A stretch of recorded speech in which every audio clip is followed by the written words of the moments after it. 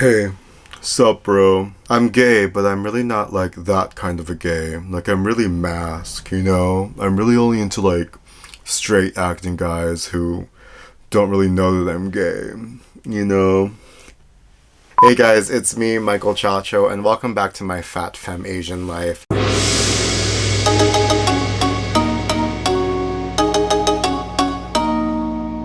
We are back to our regularly scheduled complaining content. On today's episode, we'll be talking about being femme. I feel like this topic is very fitting considering the last few weeks I've been experimenting with my drag ghost alter ego, Penelope Nevermore, which I think you've all had the chance to meet. If you haven't, go take a look. I think all throughout my life I've always been pretty effeminate. And I think that like really underlined my regret for being gay. Because it's like I never had a chance to be in the closet, I guess. It was always like it was the first thing that people would notice about me. It's like, oh, he seems a little... Is he gay? Is he a little... I feel like it was always a topic on everyone's mind. And it always made me like incredibly self-aware of myself. Like it was something that I knew that I had to hide. It was something that made me so self-conscious. And in a way, I had to keep acting a certain way. I had to be careful how I was talking. I had to be careful how I was acting.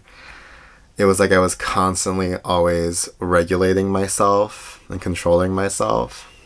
I feel like because I was so flamboyant, it always became this unwanted identity with being gay. And especially at that young age when I really didn't have much control over it. I was just kind of existing, you know. And it was kind of unfair. You know, no one else got treated this way. I was always made fun of the way I talk and the way I sound. The sound of my voice was always pretty sassy and kind of... I talked very like this, I guess. And the way I walk too, I guess. I guess I just always like swung my hips. I don't know, I just have big hips. And my dad always hated that I had long hair. He always commented. It wasn't like long, beautiful hair. It was just like long, like curly, dirty hair. It was always something that people would talk about. And it always made me resent it of myself. It's just like everyone would keep asking, like, is he gay? And like, why would that matter unless they are gay? You know, my dad and his toxic masculinity self, I guess, was always saying things like, oh, that's for girls, or he'd always make fun of me for moving too slow, or he would say like things if I can't make up my mind. He's like, oh, you're such a girl, in his like broken English. It really made me like self-aware throughout my entire childhood, and it was always something I was ashamed of. All throughout middle school and elementary school, I also really only hung out with girls. So I guess I was also kind of a tell. You know, I feel like that's a very common stereotype. I tried to like the things that boys like sports. But honestly, sports was never a big thing in my household. And I mean, all the other boys kind of knew I was a little flamboyant, so they knew they didn't like me. I mean, I never really liked sports, but I tried. But honestly, I don't think that you have to like sports to be straight, and you don't have to like sports to be not gay. In my middle school years, in 7th and 8th grade, I went through like this goth phase. And I guess my line of thinking was like, I don't want people to think I'm feminine, so I guess I'll just look sad and angry.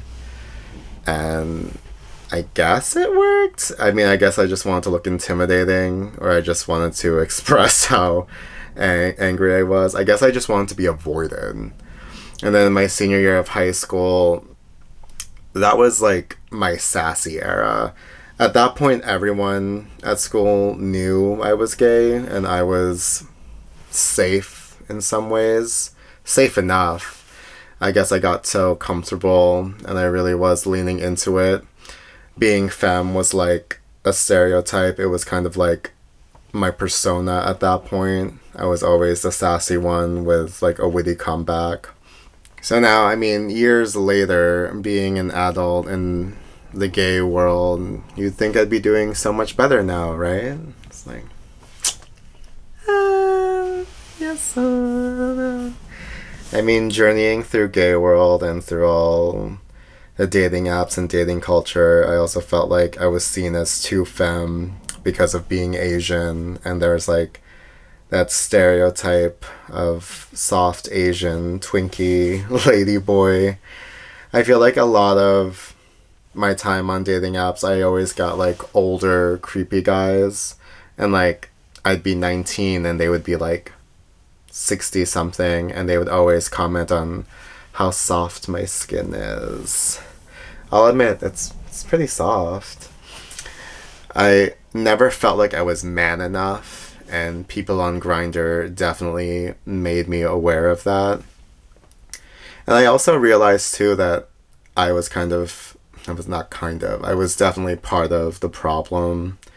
Like, I was always looking for, straight acting bro types who people wouldn't know that they were gay necessarily. And I realized that that was an expression of my internalized homophobia.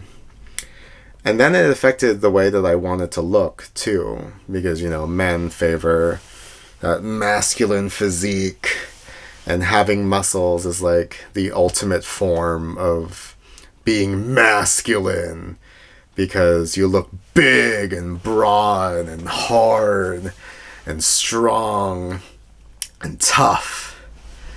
And I think fatness is associated with being weak and soft, and if you're weak and soft, then you're not masculine, which is indirectly associated with being feminine. Because if you're big, burly, and muscular, then you're masculine.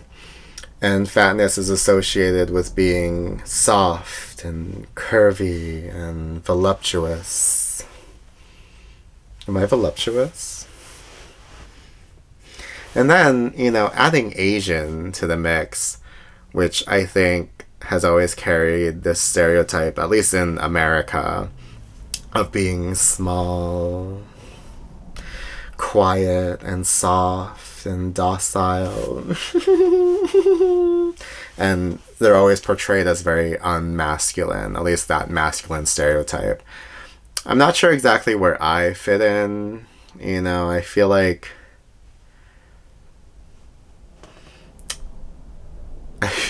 I'm not very feminine presenting. I don't know. There's such a spectrum now of feminine versus masculine, and what defines being feminine versus what defines being masculine. It's all kind of up for interpretation these days. I mean, I don't see myself as very feminine. I don't think of myself as dainty or elegant. I'm pretty rough around the edges. Like, maybe I'm just gross. Yeah, like I feel like I'm too gross to be feminine. But I guess because of being fat and Asian, that kind of like put me in the category of being not masculine enough, or not man enough, I guess. Then of course I've been experimenting with drag more openly lately, and I guess that definitely makes me a little more femme. Like, now I know how to wear makeup. I can walk in heels, and I can wear a dress. However, drag for me is just a performance that I like to do for fun. I wouldn't say it's necessarily an expression of like my femininity or like a part of my identity necessarily. And I mean, if you've seen my drag, my drag is very ghost. you know. But I have heard in the gay community, like, some guys won't date drag queens because they don't like guys dressing up like girls. And it's like, it's just a performance, you know. I think that there's always been this, like, toxic masculinity stereotype that associates femininity with weakness. Like, you can't be too emotional, you can't be too weak, you can't be too expressive. And I don't think that that's fair. And I think for a lot of gay men, because they're gay, they want to prove to the nth degree. They want to prove so outwardly that they're so masculine and independent and strong, and it develops this own, like, toxic culture within gay people as well, because they don't want to be seen as weak. I know that I had to overcome a lot of my own biases of associating femininity with weakness, because just because you're perceived as feminine certainly does not mean that you're weak. And as a matter of fact, I think that a lot of people, a lot of femme people, right, and a lot of trans people deserve a lot of credit for having the courage and the bravery for showing up as themselves and representing who they are, because they had to fight to be themselves. You know, it's outspoken trans people like Marsha P. Johnson who really walked so that we can run. You know, it wasn't the closeted guy on Grindr who doesn't show his face. You know, it's people like that that serve as an example that being femme is not a sign of weakness, you know. Like, these are like the heroes that we should be looking up to, who stood up for themselves and stood up for other people, and their strength in that. And just because you may be femme, that certainly does not mean that you're weak. And that's something I'm still trying to practice. Like, just because I may be a little femme, that certainly doesn't have to be anything to be embarrassed or ashamed of. It doesn't have to mean that I'm weak. And it doesn't have to define me, just like being Asian or being fat doesn't define me either. You know, I had to overcome my own biases and my own prejudices and my own fears of being femme making you look weak, or that being femme makes other people look weak. Because that's not true. I mean, granted, there's always going to be a stigma, especially if you go on Grindr. You know, you can't help that, unfortunately. I hate to say it. But, you know, it's an ongoing practice to find the people who appreciate you for you and all of how you express yourself. And, you know, you just gotta do what you want to do. I think even with drag, like, I think that even with drag, I get self-conscious of how people might perceive me as like, oh, he's wearing makeup, he's wearing a wig, he's wearing heels. Well, whatever. I'm having fun, so I'm entertaining myself, and I deserve to do that. And it certainly doesn't mean that I'm weak. Thank you guys for tuning in to my Fat Fem Asian Life. If you like what you saw today, please subscribe. And I'll see you guys in the next one.